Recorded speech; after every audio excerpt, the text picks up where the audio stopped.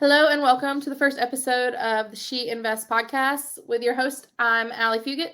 I'm Carrie Douglas. And we are She Invests. So today we're just going to kind of tell you guys about how She Invest started. And we're just going to let the conversation go from there. So, Carrie? Yeah.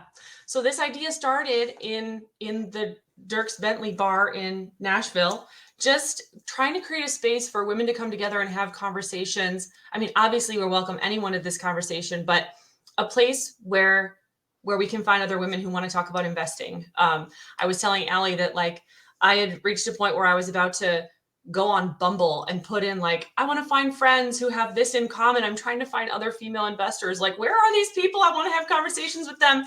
And so we just want to create a space where we can find each other and come together around that idea.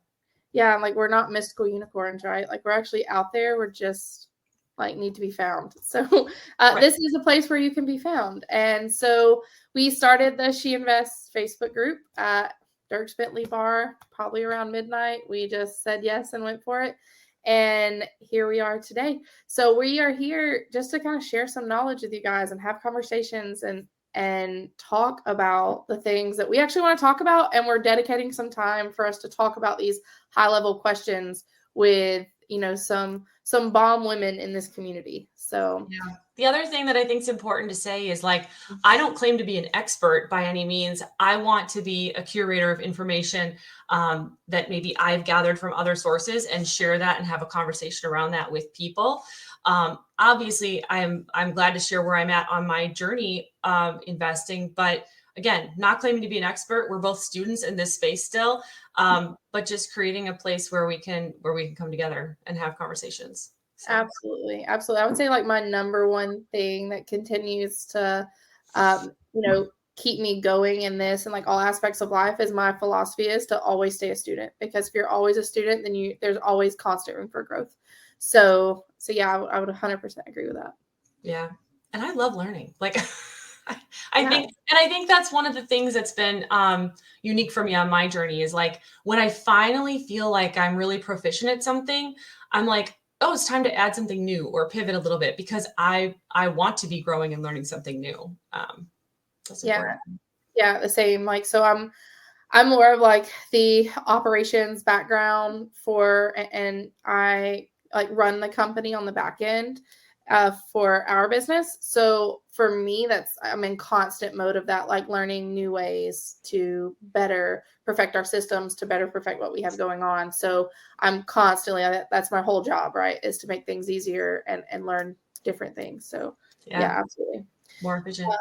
Do you want to share where you're at on your journey, your investing journey? Yeah. So currently we're in the boutique hotel space. So our business is mainly co-hosting. And then we have a 40-unit boutique hotel that we're converting into a 35-unit to offer experiences for guests. And we are in the Blue Ridge market in Georgia. But the hotel is technically in Copper Hill, Tennessee. But if you're familiar with the area, then you know that is very much the Blue Ridge market, is the mountains and all of that. Awesome. What about you, Carrie? So, and mine, I know Allie's, investing lens is mainly short-term rental focused, but for me, as a realtor, realtors like to say they're in their 7th year. They like to puff themselves up. So I've completed 6 years in real estate.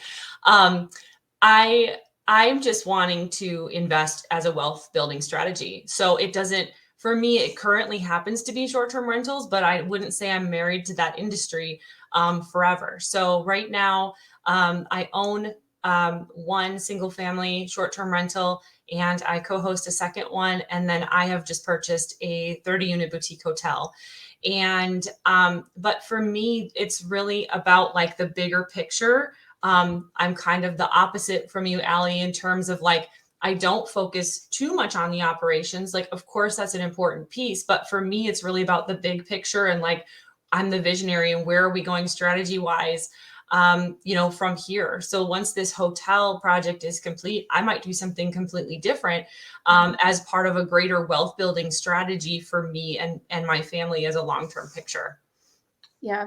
And I'd say for me, that my husband is that part of the equation for us, because like numbers work really great for him. And while I'm still a student and learning all the number stuff, he's that lead. But we came from the long-term background, and we noticed like the income wasn't there for us. So we were trying to create revenue. And for us, the short-term rental was the way to go. And then we just kind of like fell into and love this lifestyle. And again, like Carrie, we're not completely married to that for the rest of our days, because we do come from a multifamily background as well. So we're definitely interested in continuing that pursuit and going for more multifamily and growing our portfolio that way. But who knows what the future holds, but like we're really into the short-term rental thing right now. So you've done flips and long-term rentals before getting into short-term stays. Yeah. So I would say our path is kind of a little bit unique in the fact that we came from the flipping background. So in 2019, what kind of sparked us was that Kyle was working for a European firm, and he had to go and leave to go to Europe and train over there for this European company, because he was starting the base for that company here for his department. So at that point, it was kind of our tipping point. Like he was like, we will find a way to get out of this where we never have to be apart, and we never have to be apart from our kids again. Mm-hmm. And so that was our drive. So in 2019, we started the house flipping, and from that, we kind of built our own team. We got into the multifamily space, and we loved the multifamily space, but then we found the short-term rental, and we could marry these two things, right? Mm-hmm. And have this great marriage. And we also come from a syndication background. So we're like, look, let's just take these three things that we really love doing and we're pretty good at and marry them. And thus became the beauty of the boutique hotel. And right, of course, at the boutique hotel boom that we're having. And so I actually got on the short-term rental thing by listening to Mike and Emmanuel's STR Secrets podcast. And from there, I just binged, and we have been long-term students every time since. Yeah. I think it's so good that you shared your why, and I forgot to do that. Yeah. So as a realtor, I'm sure the other realtors out there can probably relate to the fact that this job is 24/7 if you don't create some serious boundaries. And I was so inspired by Avery Carl talking recently about how she structures her time and her day, because it is really hard until you put something like that in place. But that was kind of what started this for me, was basically wanting to create a family project. I've shared a little bit about how, I lost a real estate client because I was in the emergency room with a kid and couldn't get to a showing in the time frame that client wanted, or just things like that. And so I would say, while I love selling real estate and it is so much fun for me, I just wanted to have a family project. And so for us, the short-term rentals has become that project. The one that we own, we'll go and stay there and do work on the property, and the kids help and they're a part of the decision-making. And now with the boutique hotel, my kids are so excited to be a part of it. My son really is ready for demo day. He wants to be swinging the hammer. And my daughter is really excited about the design piece. She says aesthetic is probably her favorite word when we talk about it. So for me, having a project like that we can all work on together, and that's really the reason that I started this for myself. So I think that's great. And I think that for any mom out there, woman that has kids that is in this space, knows how important it is for that family time. But also for us along this path and this journey, we've noticed that this is something we want our kids to be involved in, because we also want to continually allow our children to be exposed to this growth mindset and this new way of life, and getting out of that rat race and yes, not going into that status quo. And I love it. And people, especially family, they're always like, oh, you're going to take your kids with you to go see that property? Are you sure? No, the kids don't want to do that. But kids love it. Okay. My daughter collects rocks. And literally every home that we go to, if we're going for a co-host deal, or if we're going to look at for investment, or like whatever, like she's picking up rocks, even if it's just the gravel driveway. So, and she has her little rock. These are all the rocks that I've collected at houses where we've gone with So mom cute. and daddy. Oh Yeah. my God, I love it. And the same, like, you know, my son's 2, so he just thinks anything's cool. But my daughter, like, same with the design and everything. Like, just like let your kids get involved, because like the more you do, the more this journey is just going to be so much more insightful for you and your family. And, you know, just you're going to love it even more. And the more your kids are in it, the more invested they are. And later on, they're going to appreciate that, because it's not just that mommy and daddy went to work. It's that mommy and daddy like showed me how to do this stuff. Mm-hmm. So, well, and I think you brought up a really good point about the rat race too. I make my kids play cash flow with me, and they hate it. They're like, why is it so long and it takes forever?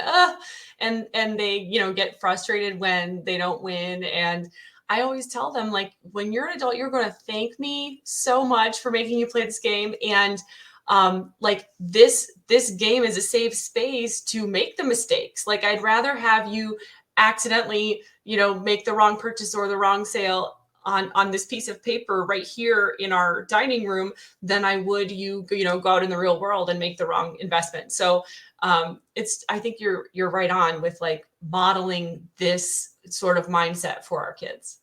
Yeah, absolutely. I mean, my daughter's 6 and we play cash flow for kids. She's not really at, you know, the full cash flow level yet, but and she enjoys it too when we get to the end of the game, and she realizes, you know, if she got out or if she didn't, and like having those conversations. But I think also, like, not even just that game, like Monopoly. Like, if your kids are around like 6 or more, like, you need to start playing Monopoly with your kids, and like seeing like what type of strategies they have going on and what you can teach them, because that is so insightful, you know? It is. Yeah. For real. So let's talk investment strategy, like investment mindset strategy, I guess, for a second. So obviously you guys, you know, play cash flow for kids, we play cash flow. So we're Robert Kiyosaki people. But I mean, my husband and I had started out as Dave Ramsey people, because we grew up in households that didn't talk a lot about money. And I totally get why. Like, every time I do talk about it in front of my kids, I'm like, are they going to go talk on the playground about what we're buying? Like, how much this costs? Like, it is a tricky thing to walk that line. So I understand why parents a lot of times didn't talk about it when I was a kid. And I know maybe we might be slightly different generations, but like, we started out doing Dave Ramsey just because we needed a basic financial education and a basic financial strategy just to get our footing. And then I think once we had our footing, once we felt more comfortable and we were like, oh, now we know what to do. We're not living paycheck to paycheck. And then, you know, my income grew. It was like, oh, why don't we put this money to work for us instead of consuming it, right? And then it was like, okay, what's the best way to do that?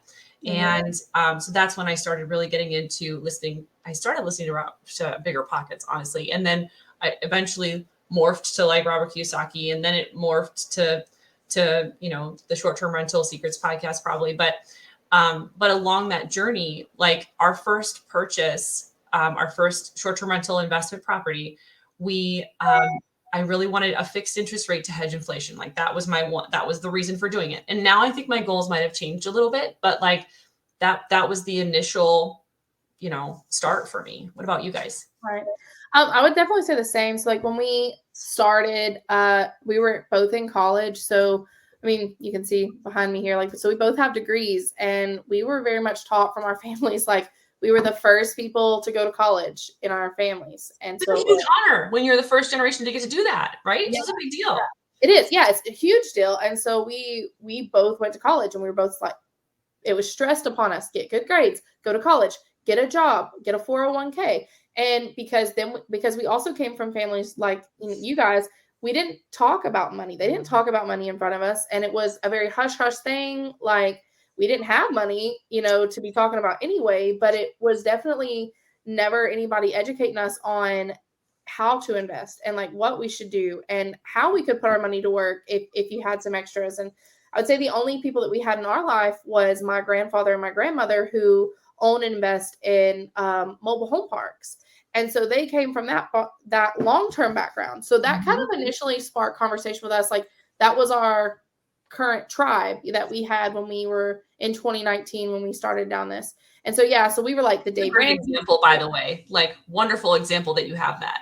Yeah, exactly. And but you know, but in the same turn, it was very much like if we're gonna have these conversations, we don't talk to anybody else about these conversations. You know what I mean? But that's the generation they come from. Like those weren't things we talked about. And so you know, we were very much listened to Dave Ramsey, got some questions and filtered through them. And then we had bought in our first house in 2014. And so about in 2018, we needed to move because like where Kyle's path was taking him, we needed to be kind of split the difference. And so our first house flip was a live-in. And so we bought that house for 72 grand. And we ended up selling it for like 152,000. And so yeah. And so like that was our first, and we didn't just roll that money into our new home. Like we were like, okay, like at this point now, how do we put this to work? And so on 2019, when it came around, we still had that money sitting, and we finally found a deal. And that's how we got into the flipping business. But same thing, we were going down that long-term rental. We were going down the Robert Kiyosaki path, and Rich Dad Poor Dad was a huge play in that. Now huge thing, if you know, for listeners out there who haven't read it, like it's definitely a great read, and will definitely get you started with that growth mindset and the right path, you know, but it's just finding that path that's best for you. For us to get out of that rat race, like the long-term rental and the long-term game in general, for that wasn't making sense. And so we needed something that could accelerate us pretty fast. And so I would say like definitely literally almost the same story, just with a different scenario between us. So now we tried to shift that, right? So we have conversations about money in front of our kids, and like we try to explain to them like that, oh, well, mommy and daddy have to go meet this person, but why? Well, do you want more money? Like, because they're going to pay us money to do this for their house. And and so like, you know, putting it in like simple terms to talk to them and those things. But I think that so far as like strategy for us, we're looking for the accelerated path now. So like we've kind of combined the Robert Kiyosaki path with the short-term rental. And I mean, not that we've like completely gotten rid of Dave Ramsey. Like I think there's some really cute points that we keep in our strategy for Dave Ramsey, but it's a blend, and it's what works best for you and your family, right? Yeah. And I always say like everybody's threshold for risk or for leverage is completely different. And so like on a spectrum, you know, there might be somebody who's like, I want to purchase long-term rentals because they're stable and people always need long-term housing, and I don't want to have any debt. I want to own that long-term rental free and clear. And then you might have somebody on the completely opposite end who's like, I want to be as leveraged as possible in debt, and you know, to get as much acquired as possible in the shortest period of time. And I think most people probably sit somewhere in the middle, but like, yeah, it's a spectrum, and there's no wrong way to do it. It's just what's right for you and your comfort level. Yeah, I agree. And I think, you know, I think we take all that into effect too, like as we're choosing deals. So I think like let's talk about like what do you look for, like Carrie, like especially like when you're in the hotel deal that you look for now, like what were your key things that you were looking for in a deal? Well, I think first of all, I think that the best investment's the one you know. And since I don't know a ton about stock, for me, that's why I choose to invest in real estate, because I'm a realtor and I study it and I know it. I think when I bought my first single family home that we short-term rent, I studied migration because I thought we were at the peak of the market. Turns out we weren't quite, but but I was like, what area will hold its value? In addition to cash flowing, obviously, we want to, you know, underwrite, you know, the details of the property itself. But choosing a market for me, I wanted to make sure that it was an area that had steady population growth, so that if the market did change on a national level, maybe that, I mean, real estate's local, so maybe that local area would be okay, value wise. So Because I had told my husband, I was like, this property is never going to go up in value. It's just going to cash flow. This is not a equity play. Okay. Turns out I was completely wrong. It turns out it did go up in value a lot. That's a great thing, no? Yeah, that's a good thing, right? But that wasn't. I don't want to buy for the future appreciation of the property. I was buying a deal that would cash flow at that time. So that was the big piece for me when I was evaluating the market. Then obviously, once I kind of picked the market, I went down into, running comps and looking at the details of how it would cash flow. And I was looking for a 20% cash on cash return. Turns out today, if I bought that exact same deal, it would not cash flow. That exact same property is worth a lot more. And so if I sold the house right now, it would be worth more. And the amount that we're getting in the short-term rental income is about the same. And the interest rate would be higher on the mortgage if I bought it today. So today that same deal wouldn't cash flow, but it just, because of the time that I purchased it, it did. So when it came time for us to purchase the second, we were ready to buy another property. We'd saved up another down payment. That's exactly the analysis I did. I was like, oh, I can't buy the exact same deal. The advice I got was like, pick a market and scale within that market, because you can use the same cleaner, the same runner, the same resources in handyman inside of that market. I couldn't find a deal that I could afford that would cash flow in that market. So I was like, okay, time to pivot. And, so I started looking in my local market, which is in Wisconsin. And we do have a migration taking place here as well. There are like 60 people a day who move from Illinois to Wisconsin. And that has, really been a factor in our market. Just over the last year, we haven't seen the dips that some markets have post-COVID. And so I started evaluating, properties that the best investment being the one that, like, I know my market, I know what's a good investment here because I've studied those things. And so I felt really comfortable moving forward with the boutique hotel that we purchased here. Just because I know that there's an interest. I know that there's a draw.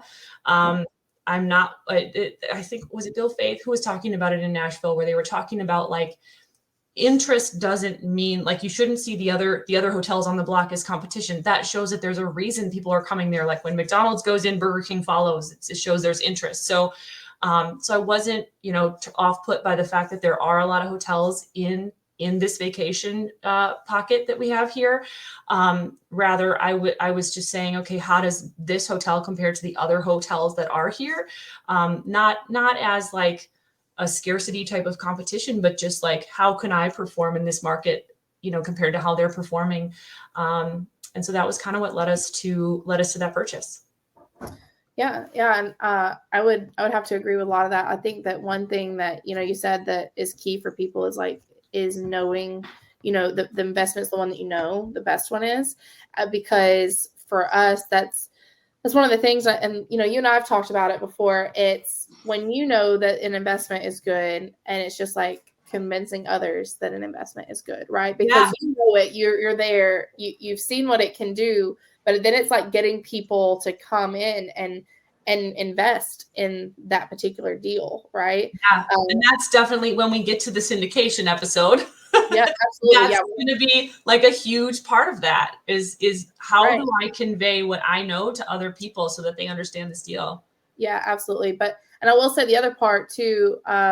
So just like leading off of that is like, if you're out there and you're looking for a deal, like go with your gut. Like, the area, like you've run the numbers and whatever, like don't let what other people say dictate what, investment you're going to make, so to speak. Like, as long as you've done your research and the market, the area, then go for it. Because like Carrie and I have had multiple conversations, like both of us, about our deals going on. And some people think we're crazy, and some people think that we have bad deals. But the point is like, it's what faith you have in your market and your research and your gut feeling about the deal. So just do it. I will say another point too, Carrie, that I liked is like when we're looking for deals too, especially like the deals that we're investing in, it's got to be 20% or more cash flow, right? And I feel like especially the more saturated the market becomes, and this uptick we've had in the market a little bit, it's kind of harder to find those 20% deals. And so I would say, first of all, like if you're looking, like don't get discouraged because it's going to happen. You're going to find a gem, right? You're going to find something that someone's passed up. But for us, it's the definitely 20%. And the same with if we're going to co-host, like for those of you who do co-host out there, when we go and we meet with owners and we're deciding whether or not the deal is going to work, like we are not just looking at it from our interest, we are also looking at it from the homeowners.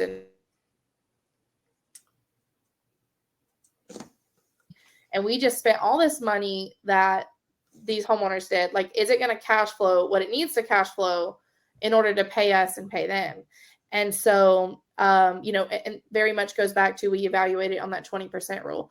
And, so take that into account when you're meeting with these homeowners, you're looking at these properties. If you're co-hosting, do the background. Don't just show up and be like, oh my gosh, this property is amazing. Yeah, it's going to do. Like, you need to have some like hardcore evidence to show them that it is going to cash flow. So keep that on your back pocket. Yeah. Do you ever take a two-step approach, like where you show up and look at the property in person and then go run those numbers, just so that you're not trying to prepare without having seen it? Yeah, absolutely. And we definitely make sure we always want to view the property first. Like we have 8 properties coming on right now. And so it's like kind of hectic on our end, but it's just like every week we're going to see a new property and we're getting updates on these properties. And we try to run the numbers in the beginning based off the potential of the numbers that they bought and the numbers that they plan on putting into it. So we have teamed up with a realtor in our area, and what we do is we offer free analysis. And so like anybody that kind of gets sent over to us, we'll come out, we'll see the property, we'll run an analysis for you. And then, once they decide that they're going to go, then we would go out and do like a full one after they purchase. And so when we come back to the office and we're able to like sit down, we compare other properties in the area to it. So we're using, we're going on Rank Breeze, and we can it's good to pull stuff off Rank Breeze as well, because we have a lot of properties in the area. So more than likely we have a property that's going to compete with a lot of the properties we're bringing on. So we'll pull that, we'll pull other ones, and then of course AirDNA and things to run a good analysis. And at that point, if it doesn't work, then we can kind of help them adjust their budget. But the important thing is like the purchase price, right? In the beginning, like, is it going to work? And I mean, we're telling them not to get into a bad investment in the beginning. Yeah. And then after that, everything usually works. And it's just about setting the nightly price from that point forward. Yeah. Would you say that most of your co-host clients are people who are about to purchase and you can help them know before making the purchase what they can expect? Or do you have a lot of people who have already bought and are like, it's not cash flowing, what do I do?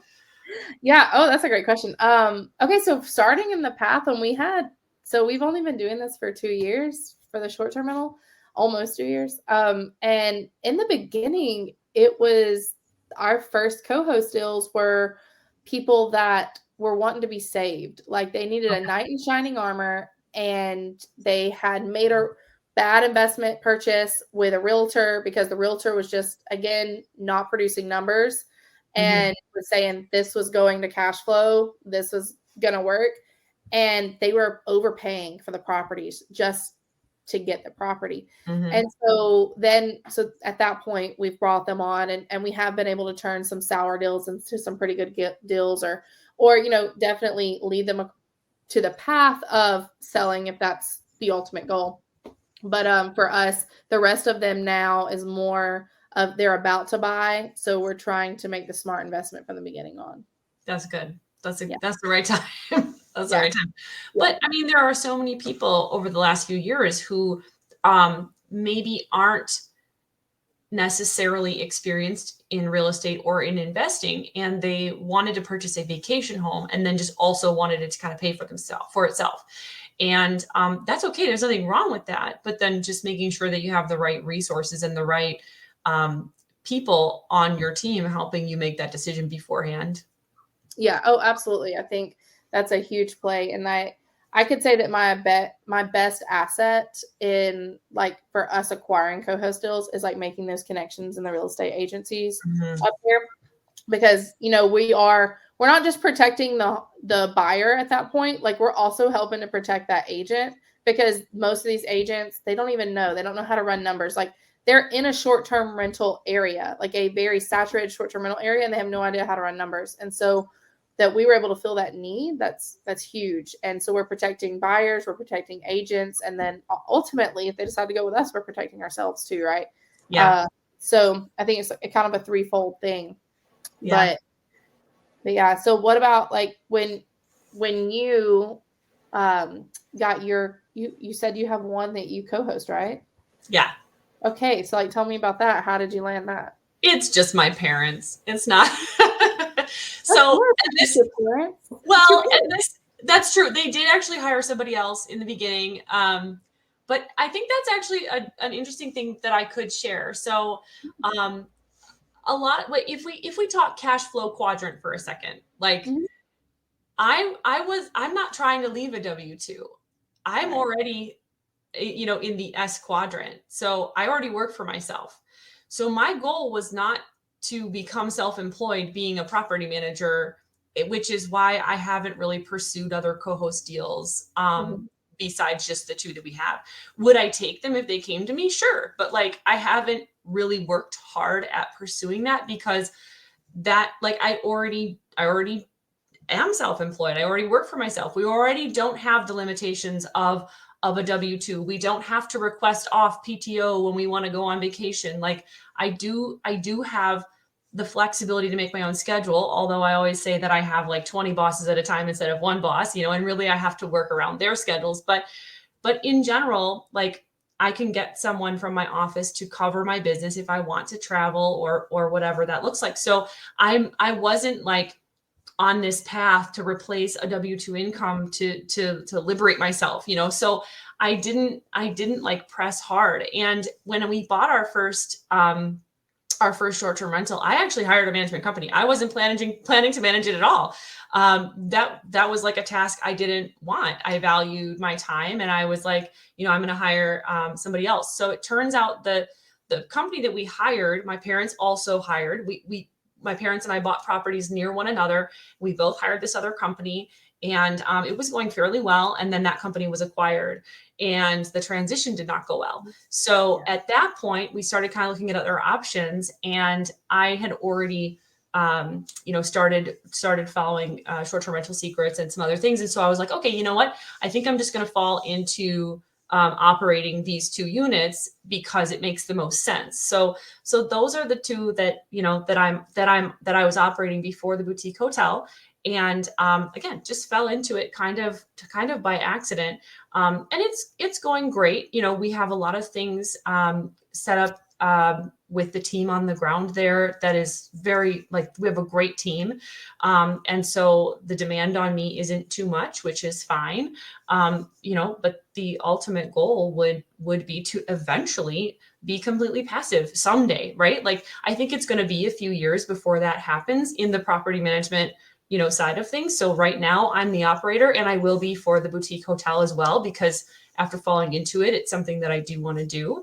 But the long-term goal, in 10 years, let's say, is to not have to be the operator. So, and I'm sure you guys probably have a similar thought too, right?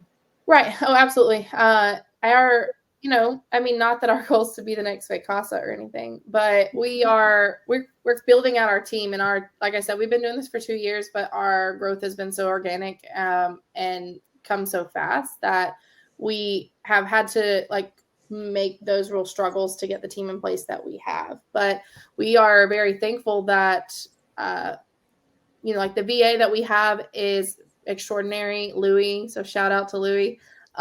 She is the go-getter, and she is the one that's hiring people to join our team to meet the needs. And so basically we're just going to have her whole family hired on soon and just keep it in the business. But yeah, that's our ultimate goal too, is to have it all be passive. And so especially like when it comes to the hotel, like of course there's always some work in the beginning and setting up your teams, but that's my background, is setting up a team in place to cover the who not how thing. Mm-hmm.